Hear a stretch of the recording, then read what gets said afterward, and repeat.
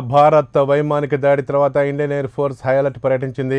పాకిస్తాన్ నుంచి ఎలాంటి స్పందన వచ్చినా ధీటుగా బదులిచ్చేందుకు వైమానిక దళం సిద్ధంగా ఉండాలని ఉన్నతాధికారులు ఆదేశాలు జారీ చేశారు. ఈ మేరకు ఇప్పటికే ఎయిర్ బేస్లను సిద్ధం చేసుకున్న ఐఏఎఫ్ అన్ని స్థాయిలో అలర్ట్గా ఉండాలని అధికారులను ఆదేశించింది. అటు పాక్ సరిహద్దులో ఉన్న ఎయిర్ డిఫెన్స్ సిస్టమ్ కూడా భారత్ సైన్యం సిద్ధం చేసింది. ఆర్మీలో ఉన్నటువంటి అందరికీ సెలవుల్ని రద్దు చేసినట్టుగా ఆర్మీ ప్రకటించింది.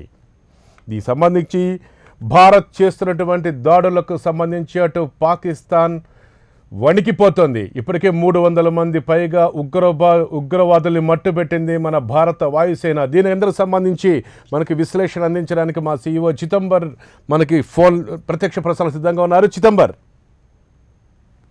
ఏదైతే విషయంలో మనం చూస్తున్నామో ఓవరాల్గా చూస్తే మాత్రం పుల్వామా ఘటన తర్వాత భారత్ ఎలాంటి చర్యలు తీసుకోబోతుంది అన్న విషయం పైన పాకిస్తాన్ ఎప్పటికప్పుడు తన బెట్టింగ్ అనేది కొనసాగిస్తూనే వస్తుంది. కొన్ని సందర్భాల్లో మాత్రం యుద్ధానికి కానివ్వండి, యుద్ధ తరహా ఒక యాక్టివిటీకి భారత్ పాల్పడదు అనే ఒక కాన్ఫిడెన్స్లోకి పాకిస్తాన్ వెళ్ళిన పరిస్థితి మనం చూసాము. అయితే మొదటగా ఏదైతే దౌత్యత సంబంధాలకు సంబంధించిన విషయాల్లోనే మొదటగా దాడిని ప్రారంభించిన భారత్, ఆ తర్వాత మేము ఆయుధాలతో కానీ అలాగే యుద్ధ విమానాలతో కూడా మేము సమాధానం చెప్పగలము అనే విషయంలో మరొకసారి సమాధానం చెప్పినట్టుగా అర్థమవుతుంది. ఓవరాల్గా చూస్తే మాత్రం మొత్తం ఆపరేషన్ కేవలం 30 నిమిషాల్లో ముగించి ఇండియన్ ఎయిర్ ఫోర్స్ సత్తా ఏంటో అన్నదాన్ని పాకిస్తాన్తో పాటు ప్రపంచ దేశాలకు చెప్పినట్టుగా మనకు చాలా క్లియర్గా అర్థమవుతుంది. 3:30 నిమిషాల టైంలో అంబాలా ఎయిర్ బేస్ నుంచి బయలుదేరిన 2003 మిరాగ్ 2000 యుద్ధ విమానాలు 12 యుద్ధ విమానాలు ఒకేసారి ప్రారంభమవు. అక్కడ నుంచి కేవలం 30 నిమిషాల్లో మొత్తం దాన్ని కవర్ చేసేసుకొని రిటర్న్ రావడం చూస్తుంటే మాత్రం ఖచ్చితంగా భారత్ ప్లానింగ్కి సంబంధించి ఎంత పర్ఫెక్ట్గా వెళ్తోంది.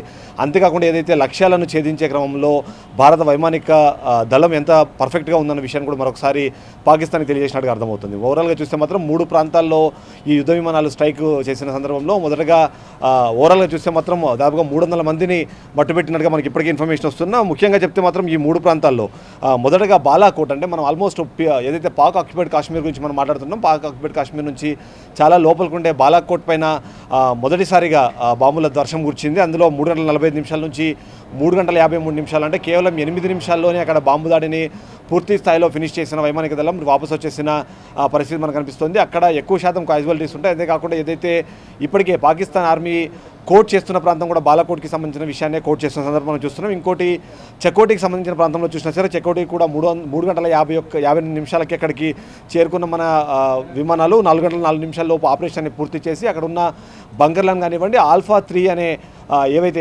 ఉగ్రవాదులకు సంబంధించిన లాంచింగ్ ప్యాడ్స్ ఉన్నాయి వాటన్నింటినీ కూడా నాశనం చేసేసి రిటర్న్ వచ్చిన పరిస్థితి కనిపిస్తుంది. మూడోది ముజఫరాబాద్కు సంబంధించి 3:48 నిమిషాల నుంచి 3:55 నిమిషాల లోపే అక్కడ కూడా ఆపరేషన్ని పూర్తి చేసి అక్కడ ఏవైతే అంటే మనం చూస్తున్నాం కదా ఎక్కడైతే ఇబ్బందికర పరిస్థితుల్లో వాటన్నింటినీ కూడా క్లియర్ చేసేసుకొని అక్కడ నుంచి వాపసు వచ్చేసింది. కేవలం 30 నిమిషాల్లోనే దీన్ని పూర్తిగా క్లియర్ చేసి దాదాపుగా 300 మంది 200 నుంచి 300 మందిని మట్టుబెట్టినట్టుగా మనకి వార్తలు వస్తున్నాయి. వార్తలు వచ్చే క్రమంలో కూడా ఏవైతే మనం చూస్తున్నామో అక్కడ జరిగిన నష్టం కూడా చాలా భారీగా ఉంది అనే విధంగా కూడా ఇప్పటికే పాకిస్తాన్కి సంబంధించిన కొద్దిమంది ఆర్మీకి సంబంధించిన వ్యక్తులు కొద్దిమంది ట్వీట్ చేసిన ఫోటోలు చూసినా మనకు కనిపిస్తుంది. అదే కాకుండా ఏదైతే పాకిస్తాన్ ఆర్మీకి సంబంధించి కూడా వాళ్ళు జరిగిన నష్టాన్ని ఒప్పుకోకపోయినా సరే జరిగిన దాడిని మాత్రం ఒప్పుకునే ప్రయత్నం చేసినట్టుగానే మనకు కనిపిస్తుంది. ఏదైతే భారత్కి సంబంధించిన విమానాలు POKలో ఎంటర్ అయ్యి మేము వాటిని చాలా సమర్థవంతంగా తిప్పికొట్టాము అంటూ ఊకదంపుడు స్టేట్మెంట్లు ఇచ్చే ప్రయత్నం పాకిస్తాన్ చేసినా సరే మొత్తంగా చూస్తే మాత్రం అక్కడ ఆన్సర్ మాత్రం చాలా క్లియర్గా కనిపిస్తుంది. ఇవాళ ఎయిర్ ఫోర్స్కి సంబంధించిన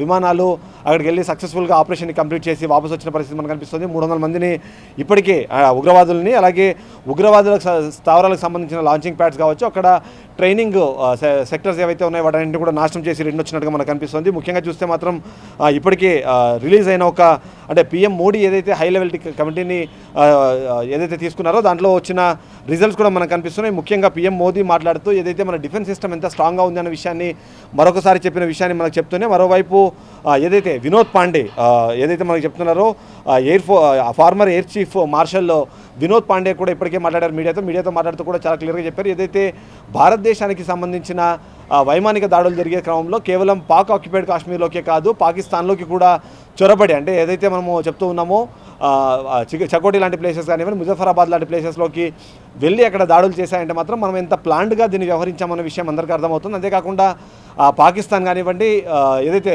ఉగ్రవాదులకు సంబంధించిన వాళ్ళ రాడర్ వ్యవస్థ కానీ ఏమాత్రము పనిచేయలేదన్న విషయాన్ని కూడా చూపిస్తుంది. సో దాన్ని బట్టి ప్లానింగ్ అన్ప్లాన్డ్ అనే విషయంలో భారత్ ఎంత ప్లాన్డ్గా ఉంది మన శత్రు దేశం ఎంత అన్ప్లాన్డ్గా ఉంది అనే విషయాన్ని కూడా చెప్పే ప్రయత్నం చేసినట్టుగా మనకు చాలా అర్థమవుతుంది. వినోద్ పాండే చేసిన ఈ స్టేట్మెంట్ కూడా అంటే భారతదేశం ఎంత స్ట్రాంగ్గా ఉందనే విషయాన్ని మరొకసారి ప్రపంచానికి చెప్పే ప్రయత్నం చేసినట్టుగా మనకు అనిపిస్తుంది. ఏదైతే బాలాకోట్ అన్నదాన్ని చూస్తే కూడా అది బాలాకోట్ కూడా అంటే ఎల్ఓసి నుంచి చాలా లోపలికి ఉంటుంది. అలాంటి ప్రాంతానికి వెళ్ళి మనం చేసి వచ్చామంటే ఖచ్చితంగా ఈ యుద్ధానికి సన్నాహకంగాను, అంతేకాకుండా నిజంగానే యుద్ధం అనివార్యమైతే భారత్ ఎలాంటి దాడులు చేయగలుగుతుంది అనే విషయాన్ని చెప్పే ప్రయత్నం చేసినట్టుగా కూడా ఇవాళ చెప్తున్న ప్రయత్నం అయితే మనకు అనిపిస్తుంది. ఓవరాల్గా చూస్తే మాత్రం దేశ ప్రజలందరూ దీనిపైన పూర్తి స్థాయిలో సంతోషంగా ఉన్నారు. అంతేకాకుండా ఎప్పుడు అంటే భారత ప్రభుత్వం ఎలాంటి నిర్ణయం తీసుకున్నా దాన్ని వ్యతిరేకించే పార్టీలు కూడా కొన్ని ఇవాళ భారత ప్రభుత్వాన్ని డైరెక్ట్గా కాకపోయినా ఇండైరెక్ట్గా ఎయిర్ ఫోర్స్ని సపోర్ట్ చేస్తూ వాళ్ళని అప్రిషియేట్ చేస్తూ కూడా ట్వీట్స్ చేసిన పరిస్థితి మనకు అనిపిస్తుంది. ఇప్పటికే సుబ్రహ్మణ్య స్వామి కూడా మాట్లాడారు. సుబ్రహ్మణ్య స్వామి మాట్లాడుతూ కూడా చెప్తున్న పాయింట్ ఒకటే, కేవలం మీరు ఎల్ఓకే అన్న పదం కాదు, ఎల్ఓసీనే కాదు, పిఓకే గురించి మాట్లాడుతున్నారు. పిఓకే అంటే పాక్ ఆక్యుపైడ్ కాశ్మీర్ అనే దాన్ని వాళ్ళు క్లెయిమ్ చేసుకుంటున్నారు. కానీ ఇంటర్నేషనల్ కానీ నేషనల్గా కానీ మన దేశం నుంచి కూడా దాన్ని కాశ్మీర్లో అంతర్భాగము భారత భూభాగమే కాబట్టి అక్కడికి వెళ్ళి అక్కడ మనకు ఎగెన్స్ట్గా చేస్తున్న కార్యకలాపాలు ఏవైతున్నాయో వాటికి ధీటుగా సమాధానం చెప్పే ప్రయత్నం జరిగింది అన్న విషయాన్ని సుబ్రహ్మణ్య స్వామి కూడా చెప్పే ప్రయత్నం చేశారు. ఓవరాల్గా చూస్తే మాత్రం ఈ ఒక చర్యతో భారత్ ఎంత స్ట్రాంగ్గా సమాధానం చెప్పగలుగుతుంది అన్నది కూడా చెప్పినట్టుగా అర్థమవుతోంది. యశ్వనాథ్, అంటే ప్రధానంగా చూసుకుంటే చిదంబర్ దాదాపుగా పాకిస్తాన్ భూభాగంలోకి గగనతలంలోకి మన వాయుసేన మన వాళ్ళు వెళ్ళి అక్కడ స్థానం ధ్వంసం చేసినట్టే. సర్జికల్ స్ట్రైక్స్ అంటే ఇంతకుముందు వేరు, ఇప్పుడు ఏకంగా ఇప్పుడు ఎయిర్ స్ట్రైక్స్ జరిగాయని మనం అనుకోవచ్చా? ఈ నేపథ్యంలో భారత్ స్టాండ్ ఎలా ఉండబోతోంది? ప్రపంచ దేశాల దృష్టిలో భారత్ ఇప్పుడు ఏమన్నా ట్రంప్ ఆల్రెడీ ప్రకటించేశారు భారత్ యుద్ధానికి సిద్ధంగా ఉందని. అంటే ప్రపంచ దేశాలను ఇప్పటికే భారత్ ముందే వ్యూహాత్మకంగా అలర్ట్ చేసి పెట్టిందా? రైట్, అంటే మనం ఇప్పుడు మీరు మాట్లాడినట్టుగా ఏదైతే సర్జికల్ స్ట్రైక్కి సంబంధించిన విషయం చూసినప్పుడు ఉరి ఘటనకు ప్రతీకార చర్యగా ఆ రోజు అంటే సర్జికల్ స్ట్రైక్ చేసే క్రమంలో డైరెక్ట్గా మన ఆర్మీ ప్రొఫెషనల్స్ లోపలికి వెళ్ళి, ఆర్మీ జవాన్లు ఎవరైతే ఉన్నారో ఆర్మీ కమాండోస్ లోపలికి వెళ్ళి ఎక్కడ ఉన్నారో అనేది క్లీన్గా ఐడెంటిఫై చేసిన ప్రాంతాల్లోకి దూరి మరీ అక్కడ పట్టుకొని కాల్చి చంపిన పరిస్థితి మనకు తెలుసు. అంటే ఆ సర్జికల్ స్ట్రైక్స్లో హ్యూమన్ అన్నది అంటే హ్యూమన్ ఇంటర్వెన్షన్ అనేది చాలా ఎక్కువగా ఉంది. అందుకని ఏదైతే పీఓకే ఉందో ఎల్ఓసి దగ్గరగా ఉన్న పీఓకేలోకి ఆగి ఆ తర్వాత లోపలికి ఎంటర్ అయ్యి అక్కడికి వెళ్ళి మొత్తం అందరినీ చంపేసి వాపసు వచ్చిన పరిస్థితి మనం చూసాము. కానీ ఇవాళ మాత్రం పీఓకేనే కాదు, పీఓకే నుంచి పాకిస్తాన్లో కూడా ఎంటర్ అయిన పరిస్థితి మనం చూస్తున్నాము. అంతేకాకుండా ఈసారి మీరు అన్నట్టుగా you made a right statement. అంటే దీన్ని సర్జికల్ స్ట్రైక్స్ అనే దానికన్నా ఎయిర్ స్ట్రైక్ అనే పదమే మనకు పర్ఫెక్ట్గా సూట్ అవుతుంది. ఎందుకంటే యుద్ధ విమానాలు మాత్రమే దీంట్లో పాల్గొనడము, యుద్ధ విమానాలు వెళ్ళి వచ్చే విషయాన్ని వాళ్ళు షాక్లో ఉండగానే మొత్తం ఆపరేషన్ని ఐఏఎఫ్ పూర్తి చేయడానికి చూస్తుంటే మాత్రం ఈ సర్జికల్ స్ట్రైక్స్ కన్నా భారీ స్థాయిలో ఇవాళ మన ఎయిర్ స్ట్రైక్స్ జరిగినాయని మనం చెప్పవచ్చు. అంతేకాకుండా కేవలం అంటే ఎప్పుడు భారత దౌత్య కార్యాలయాలు కానివ్వండి, లేకపోతే భారత ప్రభుత్వం సంబంధించి కూడా ఎక్కడో ఒక చోట పీఓకేలోకి ఆర్మీ వాళ్ళు వెళ్ళడానికి కొద్దిగా ఆలోచిస్తూ ఉంటారు. కానీ ఈసారి అలాంటి ఏమాత్రం ఆలోచించకుండా లోపలికి దూరి మరి ఇలాంటి ఒక ఎయిర్ స్ట్రైక్ చేయడం అనేది మాత్రం ఖచ్చితంగా ఆహ్వానించదగిన విషయం అయితే. అంతేకాకుండా అభినందించిన విషయంగా కూడా మనం చెప్పాల్సి వస్తుంది. ఎందుకంటే ముఖ్యంగా చూస్తే మాత్రం ఏవైతే పీఓకేకి సంబంధించిన విషయంలో చూస్తే మాత్రం దాన్ని ఆల్మోస్ట్ పాకిస్తాన్ కూడా మా కాశ్మీర్ అనే విధంగా చెప్తూ ఉంటుంది. దాన్ని ఎల్ఓసికి ఇటువైపులు ఉన్నా సరే దాన్ని మా భూభాగంగా చెప్పుకునే ప్రయత్నం చేస్తూ ఉంటుంది. కాబట్టి కేవలం పీఓకేలోకే కాదు, నిజంగానే భారత్ వైమానిక దళం కానివ్వండి, ఆర్మీ కానివ్వండి అనుకుంటే పాకిస్తాన్లోకి కూడా వచ్చి ఎయిర్ స్ట్రైక్ చేయగలుగుతుంది అనే విషయాన్ని మరొకసారి స్పష్టం చేసినట్టుగా అనిపిస్తుంది. ఎందుకంటే మనము సర్జికల్ స్ట్రైక్ గురించి మాట్లాడుతున్నాం. 2016లో సర్జికల్ స్ట్రైక్ జరిగాయి. ఆ తర్వాత ఎన్ని ఘటనలు జరిగినా సరే కేవలం డైలాగ్ వార్ మాత్రమే జరిగింది. అంతేకాని ఎప్పుడే కానీ డైరెక్ట్గా వెపన్ వార్ అనేది జరగలేదు. ఈసారి వెపన్ వార్ చేయడం ద్వారా పాకిస్తాన్కి చెప్పడంతో పాటు ప్రపంచ దేశాలకు కూడా, ఎందుకంటే ఇప్పటికే భారత్ దౌత్యపరంగా చూస్తే గత 4.5 సంవత్సరాలు 5 సంవత్సరాల్లో నరేంద్ర మోడీ చేసిన దౌత్యకు సంబంధించిన కార్యక్రమాలు ఏవైతున్నాయంటే ఏదైతే మనకు శత్రు దేశాలుగా చెప్పుకునే వాళ్ళు కావచ్చు, లేకపోతే మనకి అంతగా మిత్రత్వం లేని దేశాలతో కూడా వెళ్ళి మాట్లాడడము, మన పరిస్థితులు కానివ్వండి, ఇక్కడ భారత్లో ఉన్న పాకిస్తాన్కి మధ్యలో ఉన్న ఇష్యూ కానివ్వండి, భారత్ చైనాకి మధ్యలో ఉన్న ఇష్యూ గురించి కూడా అక్కడ చెప్పి వాళ్ళందరినీ కన్విన్స్ చేసే ప్రయత్నం చేయడం. కానీ వాళ్ళ నిజంగానే చెప్పాలంటే ఒక్కసారి పుల్వామాలో ఘటన జరిగిన వెంటనే ట్రంప్కు లాంటి వ్యక్తి అంటే ఆల్మోస్ట్ ప్రెసిడెంట్ స్థాయిలో ఉన్న ఆ వ్యక్తి కూడా దీని గురించి మాట్లాడుతున్నాడు అంటేనే మనం అర్థం చేసుకోవచ్చు ఏ స్థాయిలో మన దౌత్య కార్యక్రమాలన్నీ సక్సెస్ఫుల్గా నడిచాయన్నది.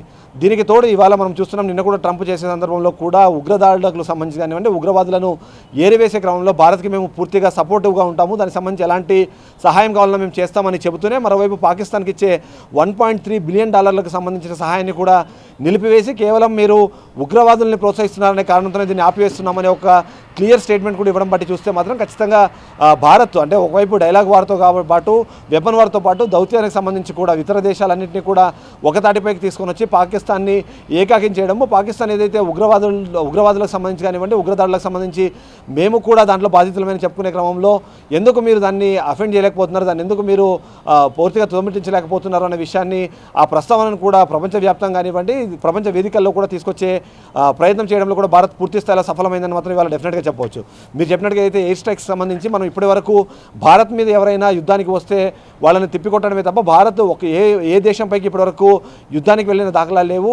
కేవలం మన భూభాగాన్ని కానివ్వండి మన దేశాన్ని కానీ కాపాడుకునే సందర్భం తప్ప మనం ఇంకొక భూభాగాన్ని కానివ్వండి ఇంకొక దేశాన్ని కానీ ఆక్రమించుకునే ప్రయత్నం చేయకుండా మనం చాలా సంయమనంతో ఉంటామన్న విషయం కూడా ప్రపంచ దేశాలకు తెలిసిన నేపథ్యంలో ఇవాళ ఈ స్థాయిలో అంటే భారత సార్వభౌమాధికారాన్ని ప్రశ్నించే స్థాయిలో ఉగ్రదాడులు జరగడం కానీ ఉగ్రవాదులు దాన్ని ఓపెన్గా ఒప్పుకోవడము, దాన్ని పాకిస్తాన్ అనే దేశాలు సమర్థించే ప్రయత్నం చేయడం ఇలాంటివన్నీ చూసినప్పుడు మాత్రం ఇవాళ తీసుకున్న ఎయిర్ స్ట్రైక్ సంబంధించిన డెసిషన్ మాత్రం డెఫినెట్గా ప్రపంచ దేశాల సందర్భంలో మాత్రం మనకు ఒక మంచి ఇమేజ్ని అయితే క్రియేట్ చేసిందని చెప్పవచ్చు. Yashwanth, thank you Chidambar.